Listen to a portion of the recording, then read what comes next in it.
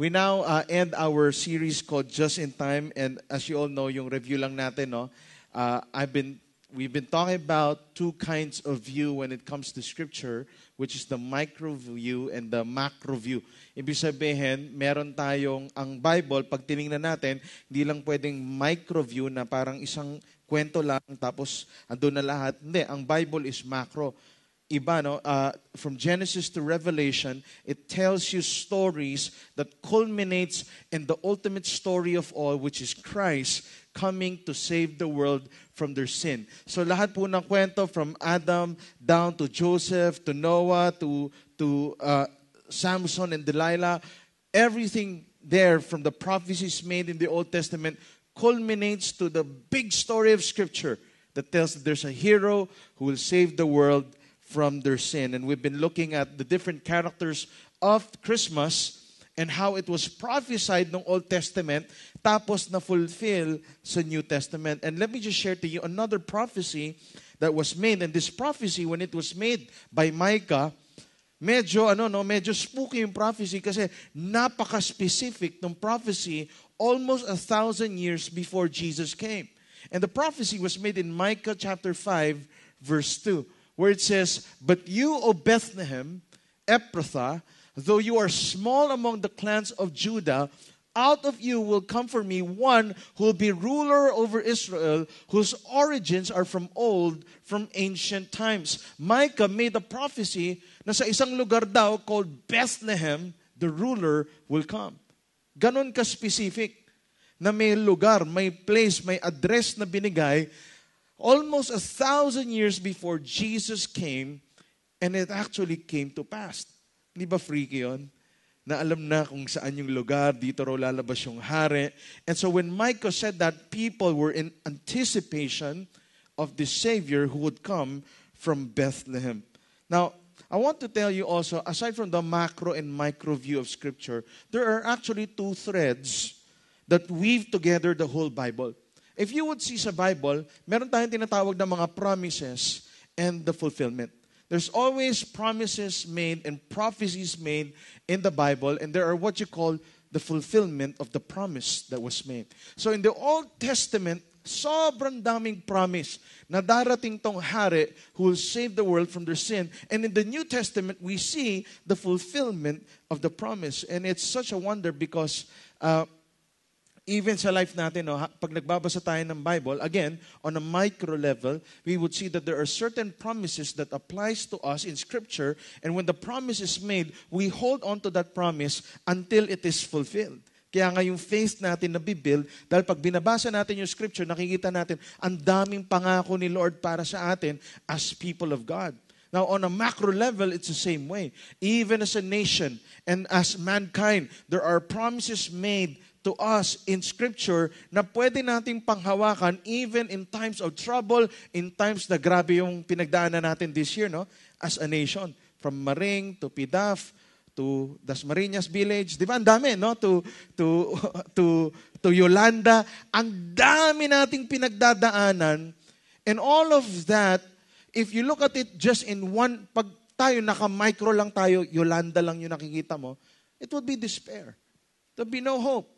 But when you look at it in a macro view, you start to see that God has a destiny for our nation. That God is exposing the dark deeds of the enemy and of corrupt people in our nation. But at the same time, He is transforming us and letting the church grow in our nation. You know, now is the best time really for the churches to grow because people are seeking for answers and are looking for answers because the world cannot give the answers to them. So kung meron kang macro view of Scripture at kung paano gumagalaw si Lord throughout history, it actually gives you hope. That there is hope for this nation. And that's why as churches, we are to pray because we know that God has a big plan for our nation. In spite of the adversity, mga bagyo na dumaan sa atin, we can actually hope and put our trust in God because we know that there's a promise and there's a fulfillment. And again, our main text for the past 3 weeks is in Galatians 4, verse 4 to 5, where it says, "But when the time had fully come, God sent His Son, born of a woman, born under the law, to redeem those under the law that we might receive the full rights of sons. The scripture talks about in the right timing, in God's timeline, when the time had fully come, boom, He sent His Son Jesus, who was born under the law, to redeem us who are under the law, para raw lahat tayo pwede tayong matawag na anak ng Diyos. You see, these were prophecies made thousands of years ago in the Old Testament. Nag-antay si Lord. Sobrang patient ni Lord. Waiting for the right time. And when the time had fully come, God revealed His Son, Jesus, who would save the world from their sin. Do you know, there is no way that the fulfillment of over 300 prophecies of Jesus' first coming could be an accident.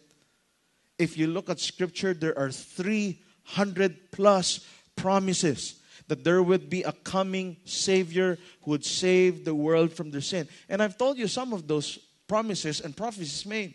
Genesis 3:15, when we discussed last week, yung sa Malachi, when John the Baptist was prophesied, who will prepare the way for the Lord, and God chose Zechariah and Elizabeth, old barren couple, to give birth to John the Baptist. Last week, we talked about the virgin birth that was prophesied in the Old Testament, and Mary was the one chosen who was not by accident the cousin of Elizabeth that came from the line of David, on how God orchestrated history para magawa niya yung kailangan niyang gawin para iligtas tayo.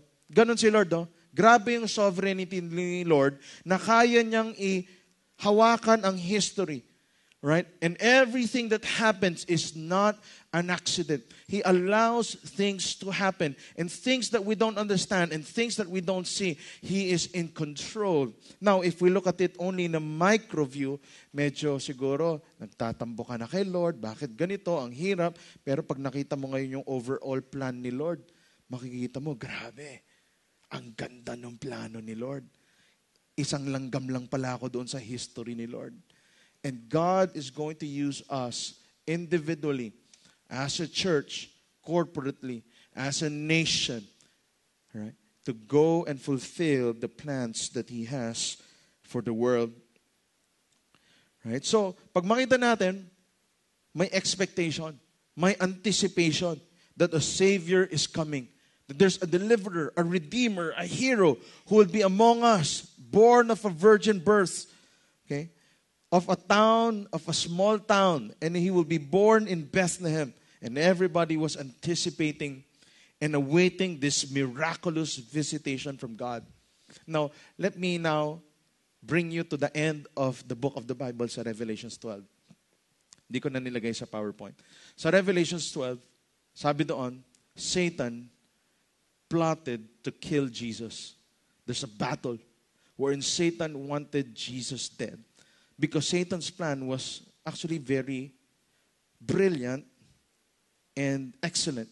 Sabi ni Satan, pag pinatay natin si Jesus, patay na ang Savior, so hindi na masisave ang tao. Right? So si Satan may plano, si God may plano.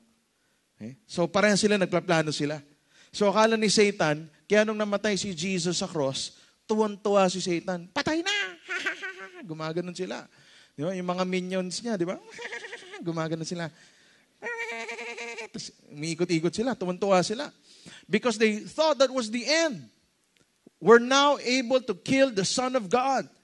Ang di nila alam, the ultimate plan of the Lord, when the time had fully come, when God sent His Son, God wanted Jesus dead because Jesus would pay the penalty for our sin para tayo maligtas. At hindi alam ni Satan, in 3 days, Jesus will rise again. Hindi niya alam na, pwede pala yun, pagpatay, nabubuhay. Oy, Son of God yan eh. Di ba? So, hindi niya alam lahat to. So, nung nabuhay si Lord, natalo siya, frustrated siya. Kaya makita mo, all throughout history, although they failed in killing Jesus, they tried to penetrate culture that now, when we celebrate Christmas, makita mo yung commercialization ng Christmas. It has come to a point where even Christ is not mentioned during Christmas Day.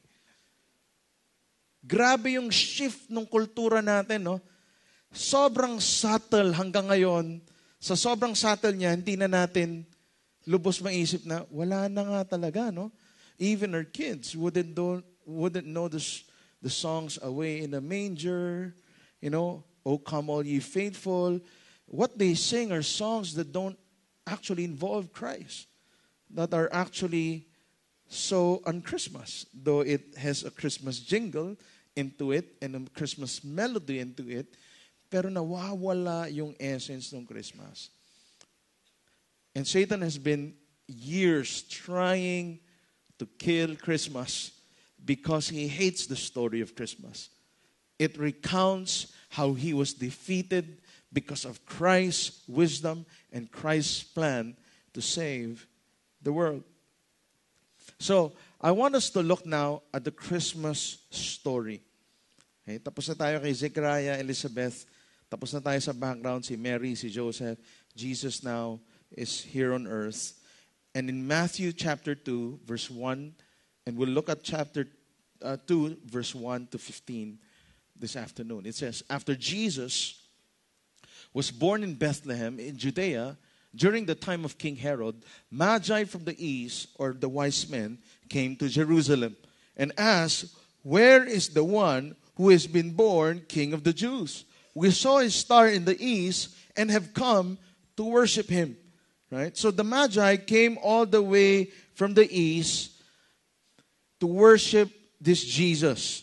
So the first character that was mentioned after the Magi, were traveling, was the man, King Herod. Now in verse 3, when King Herod heard this, he was disturbed and all Jerusalem with him. Na-disturb si Herod kasi siya yung hari nung probinsya na yon, and when he heard that the King of Kings would be born in his town, in his province, medyo na-disturb siya, no? Kasi andito na yung papalit sa akin. Tapos yung pumalit pa sa akin, sikat to kasi Old Testament pa lang, pinaprophesy na ng mga prophets na darating to. So he was disturbed, and all of Jerusalem was disturbed with him because they knew there was going to be a reform that would happen. Ang akala nila na ang darating na hari ay isang political leader. Akala nila, opposition. So kami yung current administration, si King Herod, and he was afraid that there was now an opposition who would fight and take the crown from him. So he was disturbed at this time. Verse 4, when he had called together all the people's chief priests and teachers of the law, he asked them where the Christ was to be born. And they said, in Bethlehem in Judea, they replied, for this is what the prophet has written. And then they mentioned Micah chapter 5, verse 2, in Matthew 2. Sabi nila, ito yung prophecy na tinatago-tago natin at ngayon nandito na in our midst. But you, Bethlehem, in the land of Judah, are by no means least among the rulers of Judah, for out of you will come a ruler who will be the shepherd of my people Israel. Then Herod called the Magi secretly and found out from them the exact time the star had appeared. He sent them to Bethlehem and said, go and make a careful search for the child.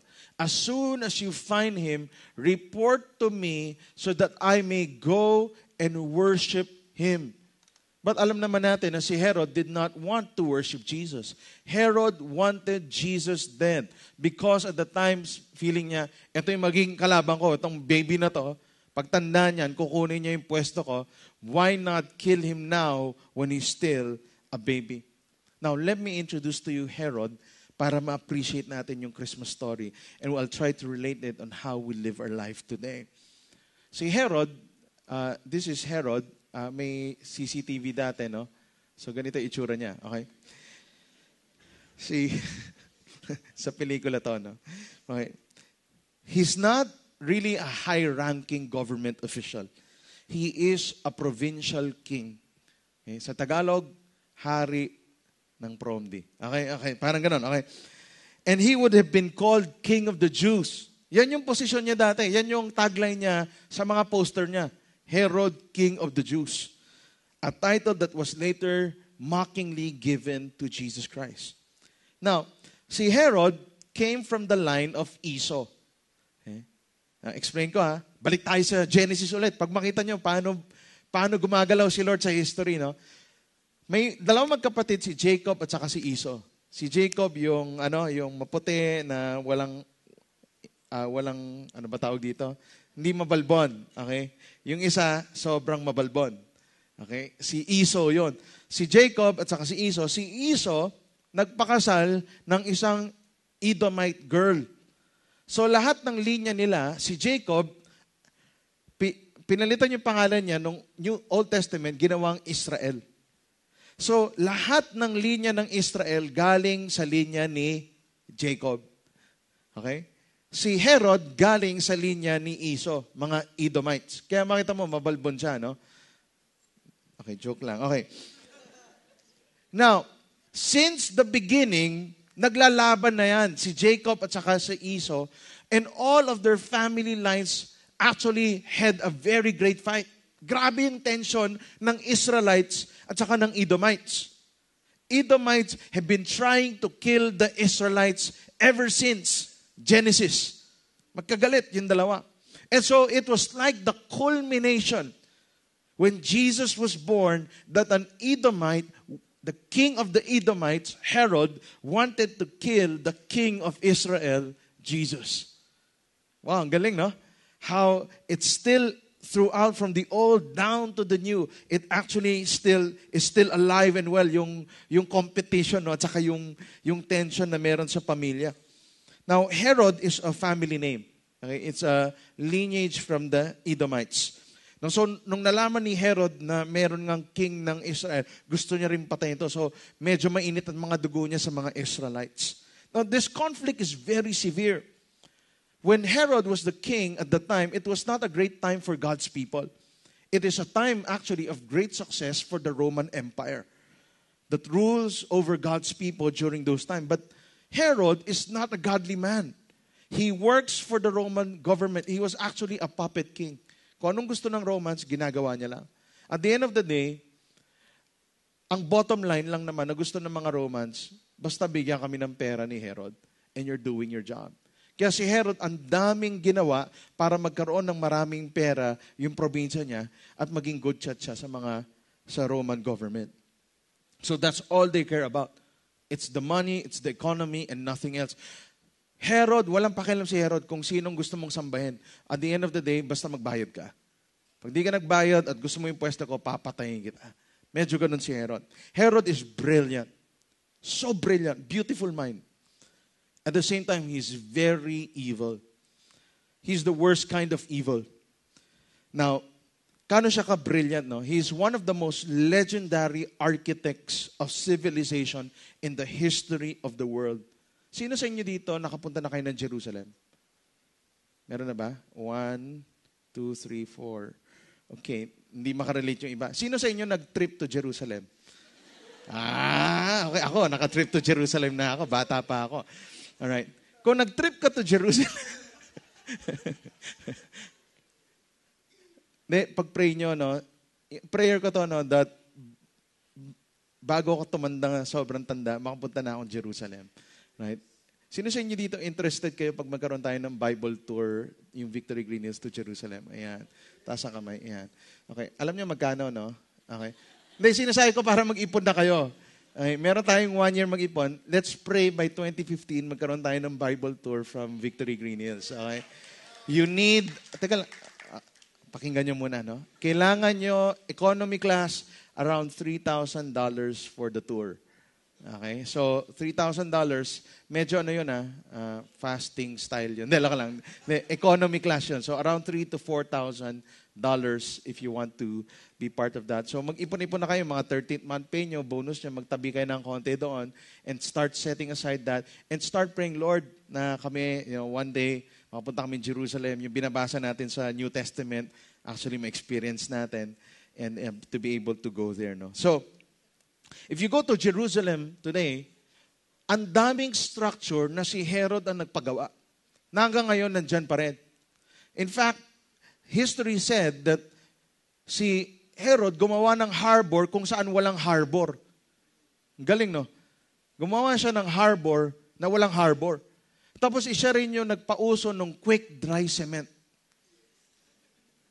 sa kanya. During his time, he was able to find out the secret to have a quick dry cement para makapaggawa ng mas marami pang infrastructure so that more ships would actually go to his place and pay taxes to them. Kaya nga gustong-gusto siya ng Roman government.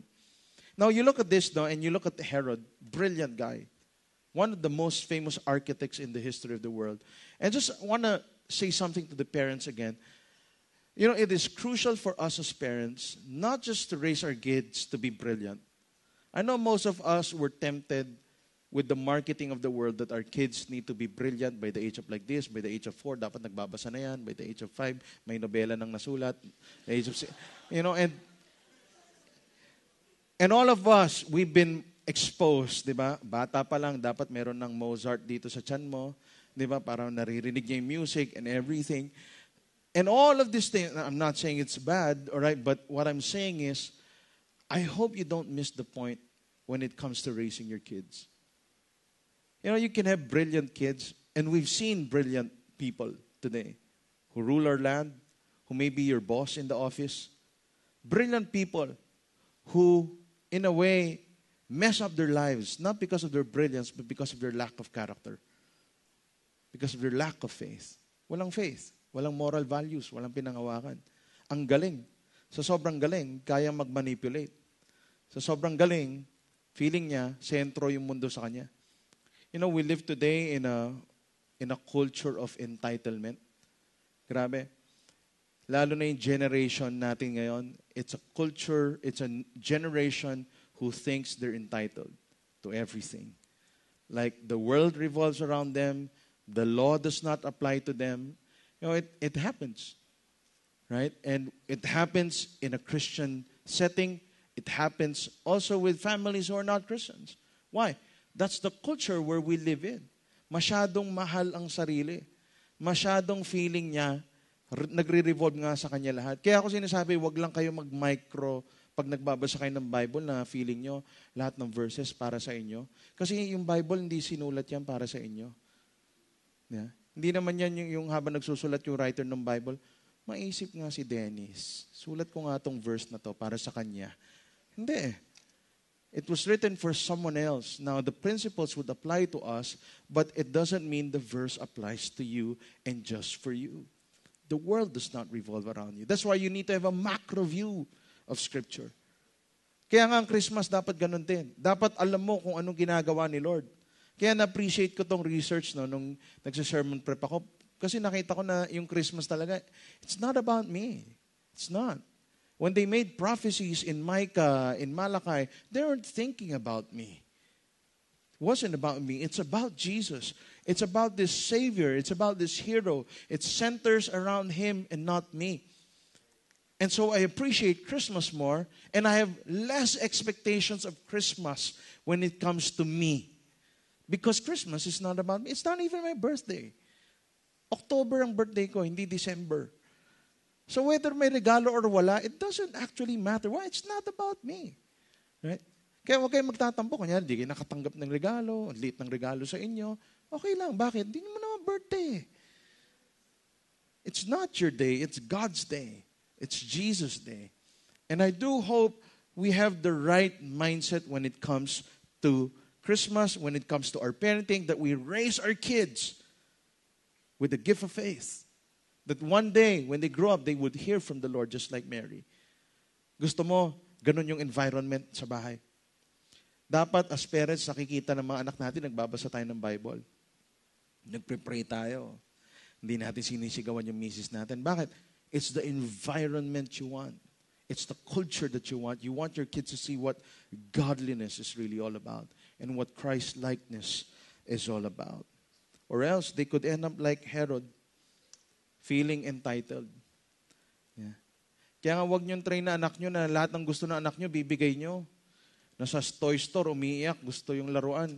Lalong huwag niyong bigay. Bakit? Pag binigay niyo, feeling niya entitled siya. Kailangan ko lang gawin, iyak lang ako. Makukuha ko na yun. Yeah. It's a culture of entitlement. You're actually bringing them up like they're spoiled brats. And so they end up feeling na sa kanila, di ba? Mag-adjust kayo sa akin. Yeah? Papasok na mall, mag-freeze yung guard. Huwag mo akong freeze, kilala mo ako. Di ba? Why? You think you're above it? And I'm saying that because, guys, we've got complaints from the guards that our people from church are some of the rudest people in Green Hills when it comes to guards frisking them. Naka-kids church, naka-victory. Fourth floor kami pag. Oh, kailangan pa rin yan. Yeah. I still do it. The guards know me, and I would voluntarily give my laptop bag and open it up for them. Why? Because I'm not above the law. When there are rules, there are rules. I'm not above it. When it says no drinking inside the hall, I'm not entitled. I'm the senior pastor. Oh, alam, magkakape ako dito. Bakit? Ako naman senior pastor dito. No. When there's a rule, it's a rule. I don't do it. Why? Because it's the rule. I'm not entitled. I have no entitlements. I pay for the parking. I do what you do. Why? Because we don't want a culture of entitlement. And I don't want my kids to think this is like daddy's office, everything. It's not. We need to know our position. Or else we'll all just be brilliant without character. We'll all be brilliant without strong faith in the Lord. And you don't want that because we've seen it in our nation. And you don't want more Herods in the government, in your family, in the office, wherever you are. You are not entitled. Hindi ako galit. Merry Christmas. All right? Now, Herod was not only brilliant, he was so evil that he murdered his own wife. Murdered 2 of his sons. He was so committed to control, he was such a paranoid ruler, na feeling niya, yung 2 anak niya, pag lumaki, sila magiging hari, papatayin ko na lang. Yung misis niya, minsan, nagmamarunong, nakakalalaki, pinatay na lang niya. Grabe, sobrang paranoid. Later in life, he actually went a bit crazy. It is reported that at night, he would wake up forgetting that he had murdered his wife, would call the servants and say, yung misis ko, papuntay mo sa kwarto. Tapos galit na galit pag pumunta yung misis. Tapos sabihin ng mga bodyguard niya, sir, pinatay niyo, sir. Di ba? Kalimutan niya. Na pinatay, sa dami niyang pinatay na tao, di niya na maalala. Another thing in history, and I don't know if this is true, but this was written in history for Herod, sa sobrang dami niyang pinapatay, lahat ng tao nagagalit na sa kanya. So alam mo ano ginawa niya? Gumawa siya ng swimming party. Nagpatayo siya ng swimming pool na malaki sa bahay niya. Invite niya yung mga kaaway niya doon para mag-swimming party. Hindi nalalabas yung mga kaaway niya. Nalunod lahat. So pag sinabi pinatay mo, sabi niya, hindi ko pinatayan, nalunod yan. True. He was crazy. He was so paranoid, there would be times he would send spies to go to the city to eavesdrop kung ano sinasabi nila tungkol sa kanya. At kung may narinig siyang pangit na sinabi tungkol sa kanya, pinapapatay niya yung mga tao na yon. May time pa na mismo siya would wear poor man's clothes and go to the marketplace to eavesdrop on what other people were saying about him. And when he doesn't like what he says, what he hears, they're killed. Tindi, no? Ganon ka-evil tong tao na to, no? And Jesus was born during the time of King Herod. This was the king that the Magi's were talking to. Was a very, very wicked king. Herod said he wanted to worship Jesus. But what he really wanted was Jesus to be dead. And you know, as I was reading this, sabi ko, ito yung problema ng mankind. Here's our problem. It's a basic problem of man. Kung kaya't palaki ng palaki ang problema natin. Herod, if you look at him, he was restless, he was insecure, and he was not satisfied. That's why he would do all these things. Now, how can his problem be solved? Paano masosolve yung problema ni Herod? Restless siya, may lust for power, not satisfied, very insecure guy. Sabi ni St. Augustine, you have made us for yourself, and our hearts are restless until they find their rest in you. This is so true.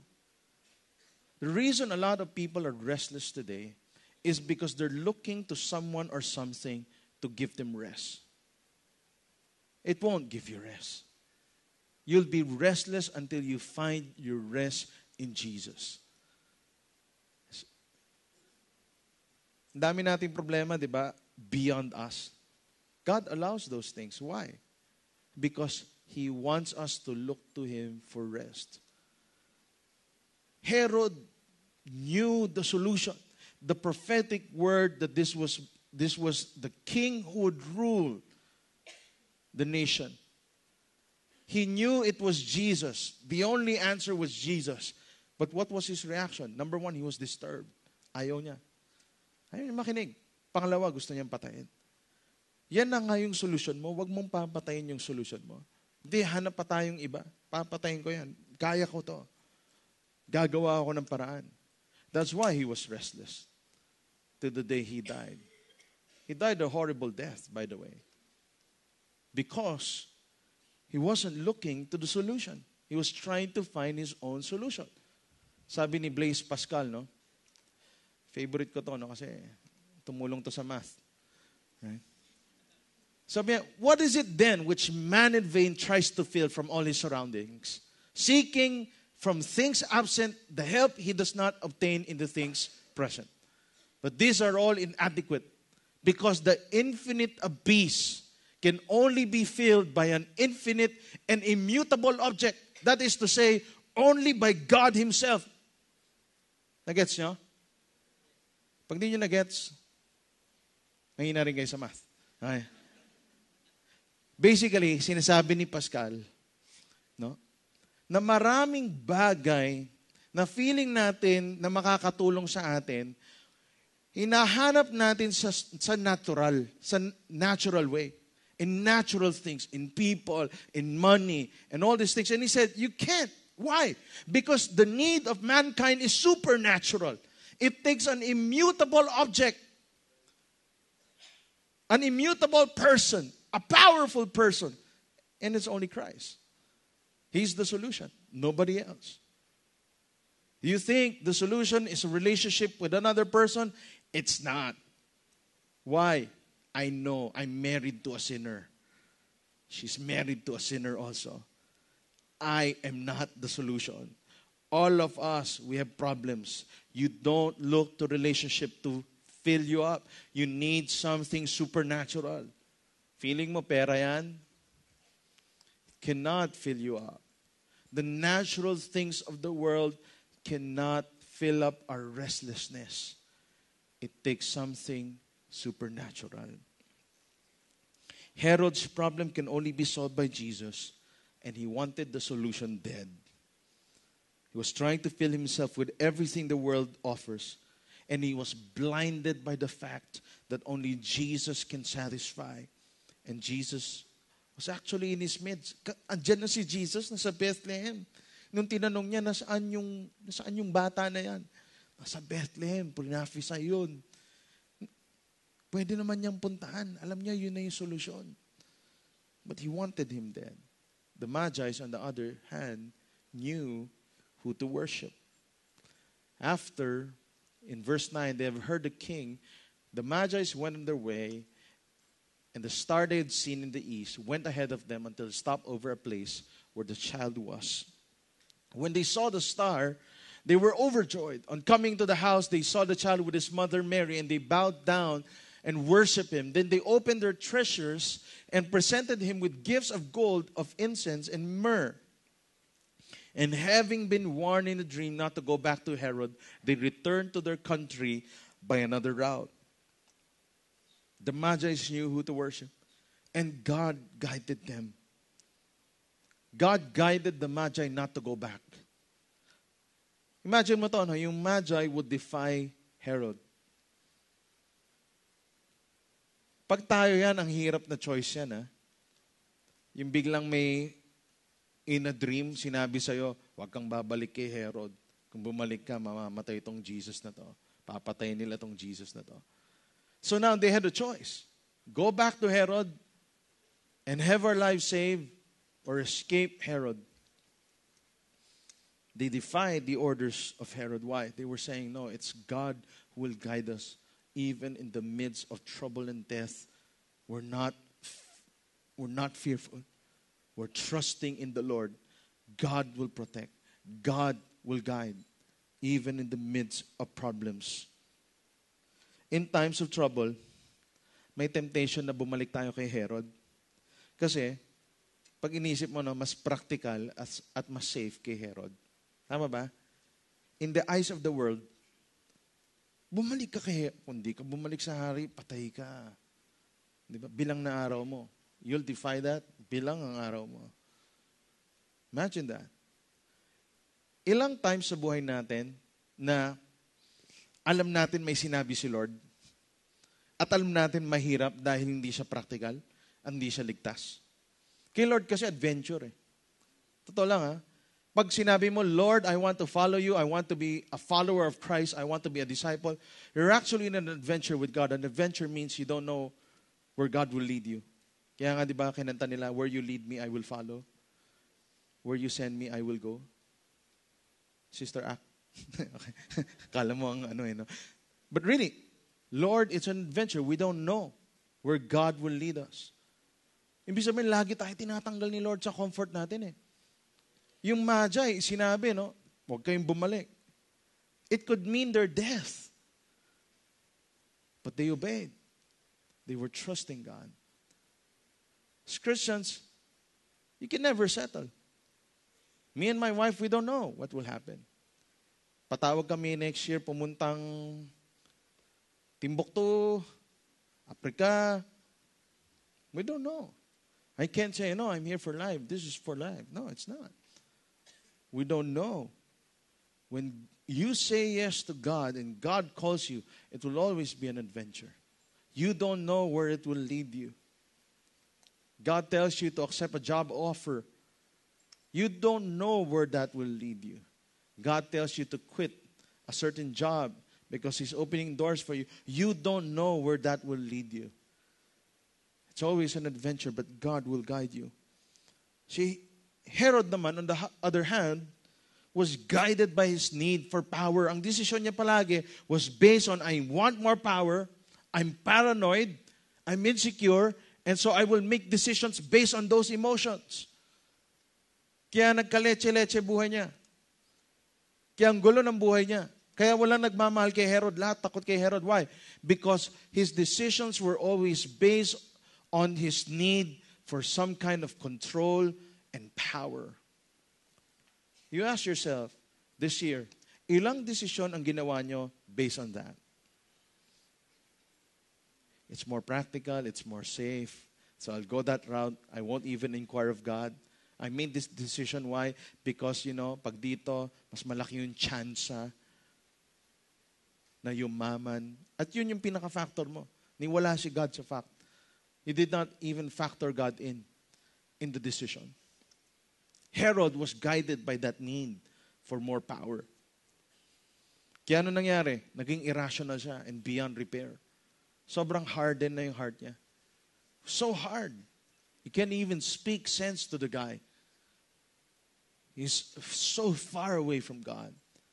He wanted everyone dead. Why? Because of his lust for more. We'll face that. Lust for more power, for more money, for more recognition, for more followers, for more people to look at us and worship us. I hope that's not your motivation. You'll end up like Herod, brilliant but evil, brilliant but manipulative, brilliant but entitled. Verse 13. When they had gone, an angel of the Lord appeared to Joseph in a dream. Get up, he said. Take the child and his mother.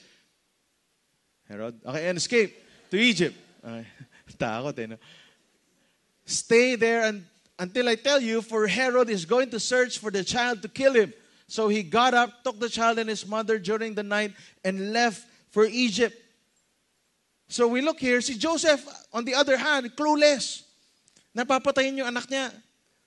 So God just shows up in a dream and says, Joseph, you have to escape. Go, go.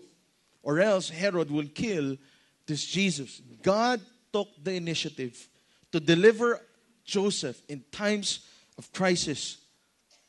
And God takes the initiative to to deliver us in times of crisis, whether alam natin or hindi. God will always use someone. Why? He guides us. He protects us. Si Lord ang deliverer natin, whether alam natin or hindi. He actually delivers us from harm. We have stories of some of our intercessors and our prayer partners who would pray for us in the middle of the night, would wake up and would have the urge to pray for our family. And they would pray. Di nila alam bakit, basta pinapapray lang sila ng Holy Spirit. And di naman sila nagigising ng 2 a.m., 3 a.m., pero pray sila for 1 hour. Tapos pag feel nila, okay na, papahintuin na sila mag-pray, tulog na ulit sila. And we appreciate that because we sense that there's a protection that God was giving. It was like maybe we don't know. Yun nga, tulad ni Joseph, walang ka malay-malay that there was harm. And so, people who pray for you, actually, nadadivert pala yung harm or yung accident na pwede mangyari sa'yo na may pinaplano sa yung enemy, and God calls prayer partners to pray for you. That's why it is so crucial for everyone. Say everyone. To get a prayer partner. Hanap kayo ng prayer partner nyo. Wag lang during prayer and fasting. Throughout the year. Sino ba yung prayer partner nyo? Yung pwede nyong text kung may problema. Yung pinagpe-pray kayo kahit walang problema. And would say, oy, na-sense ko lang, pinapapray ako ni Lord. So I prayed for you. Meron ba kayong ganon? I'm glad to have people who are like that. And I appreciate our prayer team, our prayer partners who pray for us. We sense the power of God and the presence of God when they pray. One of our leaders, si Alan, was talking to me last night. Sabi niya, there was a time he was driving, and while driving, bigla na lang daw, sobrang bigat. Pinapapray siya ng Holy Spirit. Pag-pray daw yung asawa niya sa mga anak niya na nasa bahay. So pray siya. So after niya mag-pray, tawag siya kasi sabi niya, nako. Tapos nung tumatawag siya, hindi sumasagot yung misis niya. For 10 minutes. Walang sumasagot. So talagang kabado siya. Gusto niyang bumalik. Pero sobrang traffic, hindi na siya maka-U-turn. Tumawag siya ngayon sa kapatid ng misis niya, hindi rin sumasagot. Sabi, pambira, kung kailangan sumagot, di sumasagot. Ganun ba kayo? Right? So talaga, pray lang siya ng pray. Until around 30 minutes, sumagot yung misis. Sabi, honey, kamusta kayo dyan? Okay lang. Hindi, check mo yung bahay. Chinek yung bahay. Kung may nangyari. Alam niyo, ano? Wala lang. Pero pinapray siya. Bakit? Hindi mo rin alam eh. You'll never know. But sometimes there's an urge to pray, you pray. Sometimes people would approach me and say, Pastor, napanaginipan ko kayo. Feeling ko may laman yung panaginip ko eh. Ano nangyari? Namatay ka? Oh, naman. Di ba? So, anong ginawa mo? Nag-pray lang ako. Okay, sige. So, pag alis, baka may papatay sa akin, di ba? Pray din ako. Lord, protect mo ako, Lord. Alam ko, maraming tinatamaan pag may message, Lord. Pero sana, Lord, di nila ako patayin. So, mga gano'n.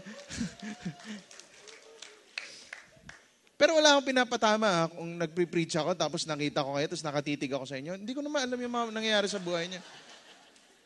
Minsan lang naman, no, pagka sinusulat nyo sa Facebook, galit ako sa misis ko. Tapos ganyan.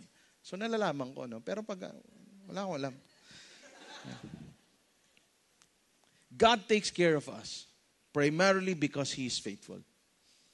Also, He takes care of us because we are His children. Yun yung ginawa niya kay Joseph. Alis kayo dyan. Pahamak yan. He left. Verse 15. I want to end with this verse.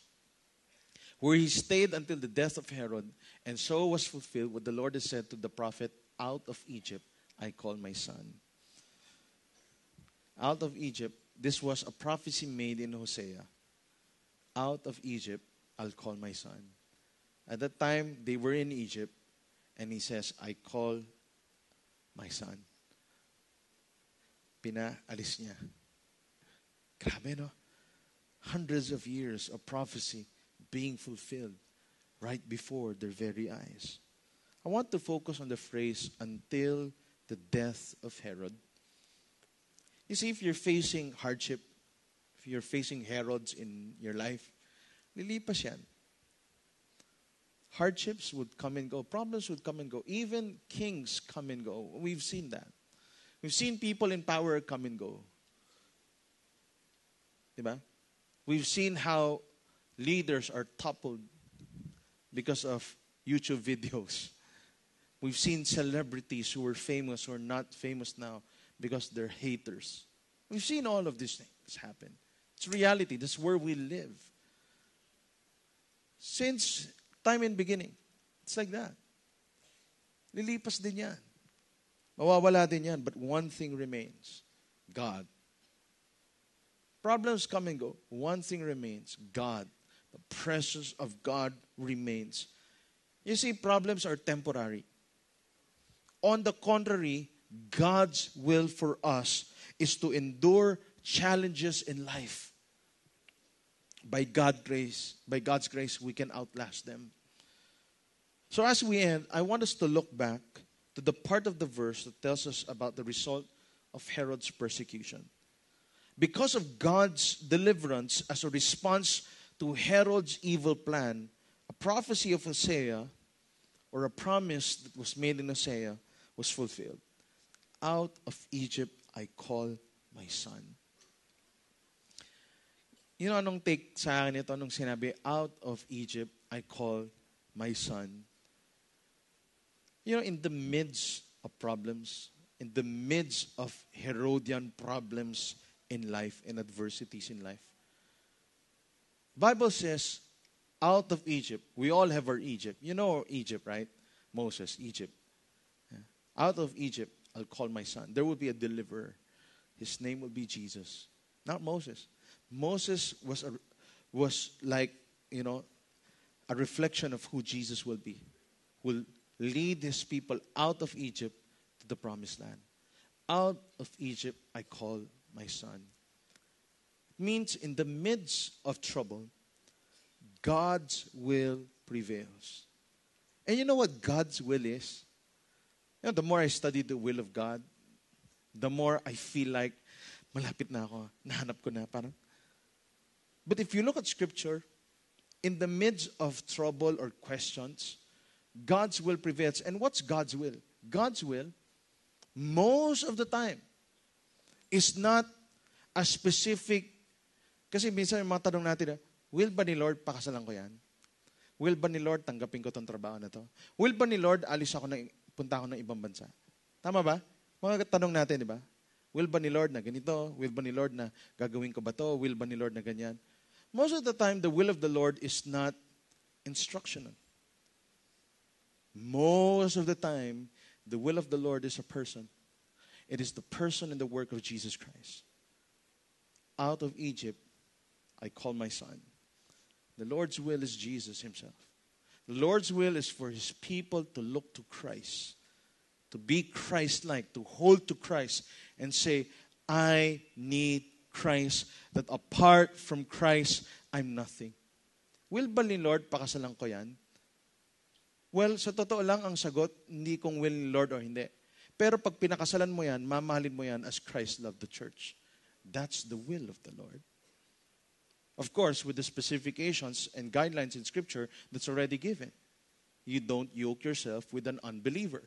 Hindi siya Christian, huwag mong papakasalan yan. Gulo yan. Herod yan. Okay? Yeah. Pero, kunyari, di ba? Dami na eh. Lord, sino ba dyan? Dami na ligaw sa akin. Ewan ko ba? Ang gwapo ko talaga. Hindi, lalaki pala, no? So, di ba? Lord, paano ba yan? Di ba? Siya ba yung will? Ang tanong, hindi. Kung sino man pinili mo dyan sa tatlong Kristiyano na yan, kung pinili mo yan, you'll stick with that person and love that person as Christ loves you and loved the church and died for. That's the will of God. Lord, may tatlong opening eh. Saan ba ako papasok? Ito. Now, again, obvious, no? Lord, will mo ba maging prostitute ako? Hindi. Okay? It's not in Scripture. It is against Scripture. Pero pag alam mo, legal naman lahat yan. Tatlo. Lord, ano bang will mo sa akin? Ang will ni Lord, kung saan ka man pumasok, you do your best, not working for men, but for the Lord. That's the will of the Lord. So the will of the Lord is actually a person. It's Christ. It's looking to Christ and saying, I'll be like Christ, the author and perfecter of my faith. That's the will of the Lord. Di ba it simplifies? Kasi wala naman sa Scripture, company A, B, or C. Tingnan ko nga sa Bible. Isaiah 32. The Lord says, go to company B. Wala. Why? The Bible was not written for you.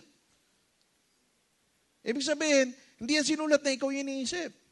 Pero binigyan tayo ng person and work of Christ para doon tayo hahawak. That in the midst of trouble, God's will prevails. Hindi natin pwede tingnan si God. Extend lang ako 2 minutes, okay? Hindi natin pwede tingnan si God na parang vending machine natin sa panahon ng problema. Nasasagot siya kung tama yung barya nilagay mo. At bibigay ni Lord kung ano yung pinagpipray natin. We can't look at Him in that way. The Scripture never gave us a one-step formula to help us overcome the problem.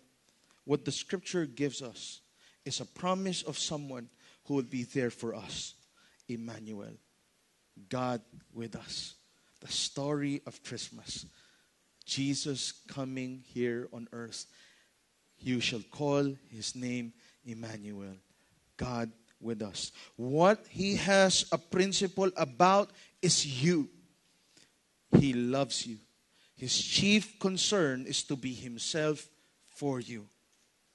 In times of crisis, Christ is your helper. Christ is your deliverer. In times of sickness, Christ is your healer. At the end of the day, sinong hero? Si Lord. Hindi tayo. Hindi. Kasi ginawa ko to. Nag-fasting ako, tapos nag-vegetable diet ako, kaya ako gumaling. Hindi. It's not. God is the healer. In times of trouble, God is your solution. In adversity, we don't need answers as much as we need God's presence in and through our trouble and suffering. God's chief concern in your suffering is to be with you and be Himself for you. I want to end with our story. I want to go micro with my life, right? With our family. 2013 was a year of testing and trials like we've never experienced before. It started January 1 when my son was diagnosed with a sickness that was so rare. He was diagnosed with pyloric stenosis. Hindi bumababa yung kinakain niya. So he had to undergo surgery. Right? January 1, nasa hospital kami. It was so hard at the time. And we couldn't understand. Lord, bakit? Why is this happening? Tulad ng sabi ko last week, iba yung nagtatanong, iba yung hindi naniniwala. Hindi ako sa hindi naniniwala kay Lord, pero pwede ako magtanong, Lord, bakit? Lord, hirap nito. At that time, when I say I was in the hospital, 2 of my siblings, right, they also gave birth, and the 2 of them were also in the hospital for some dysfunctions also. So minsan nagkikita kami sa ER, oh, kamusta? Yeah. Pero mo 3 kami sabay-sabay. Almost every week may bagong pinsan yung anak ko. Tapos nagkikita kami sa hospital. It was tough. Now, we look at it now and we're laughing now and we're saying, oh, grabe si Lord, galing ni Lord. In the midst of trouble, God's will prevails. Sabi namin. Oh, point ko ngayon. Okay. But, really. And then, middle of the year, again, a family member got cancer for the first time in our family. And then, a few months, another uncle gets cancer. And then, another one gets cancer. For the first time in the history of C family, 3 nagka-cancer this year. It was hard. Couldn't imagine, wow, Lord, ano to? Ang ginagawa mo, Lord? And then you go on a macro level in our nation. We've gone through a lot this year. So many troubles. Maring, Pidaf, Yolanda, and the list never ends. We go through all these things, and you're saying, Lord, what's happening? But you know what? In the midst of trouble, God's will prevails. This is now the picture of my son. And he's 1-year-old now. It's been a year. We're celebrating God's faithfulness after a year. And we look at him now and parang, Lord, may nangyari ba? Parang walang nangyari nung ano. Pero naalala namin nung nandun kami, January 1 to 10 sa hospital, the longest days of our lives when we were in the hospital. You couldn't even imagine. Akala namin yung 10 days, 1 month. Yung kala mo, pagbalik mo, March na ba? Na parang ang tagal. And you know, when problems are way beyond, it's beyond you. I thank God for all the prayers, for all the visitations. It strengthened us for a little while. But if there was strength that kept us holding on, more than the prayers and the visitation, I remember the night before the surgery. Pray kami, by faith kami. Lord, pagbukas ng doktor, nawala, gumaling. Miracle, hallelujah. Let's worship the Lord. Hindi nangyari. So the night before the surgery, when we knew Isaiah was going to be opened up, he was 4 weeks old.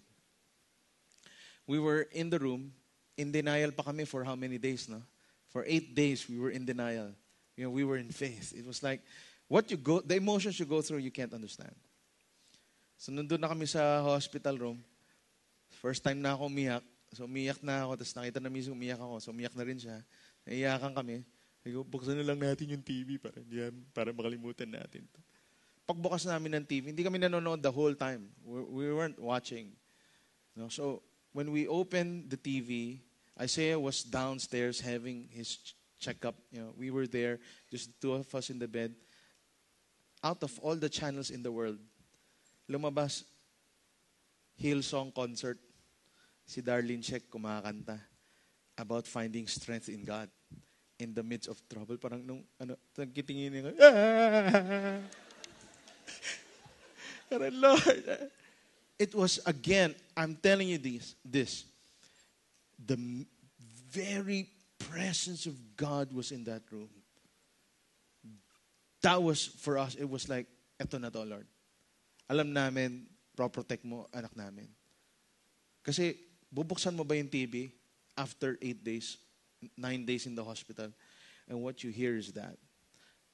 You know it's just God reassuring you and saying, I'm guiding you. In the midst of trouble, my will prevail. I'll be Jesus to you. I'll be healer. I'll be protector. I'll be father. I'll be a guide to you. I don't know how your year went, but all of us, we went through troubles this year. But I hope in the midst of all the troubles, look a picture like this. The message is God is cooking something for us. Something big. Something wonderful that we can't even imagine. Just in time.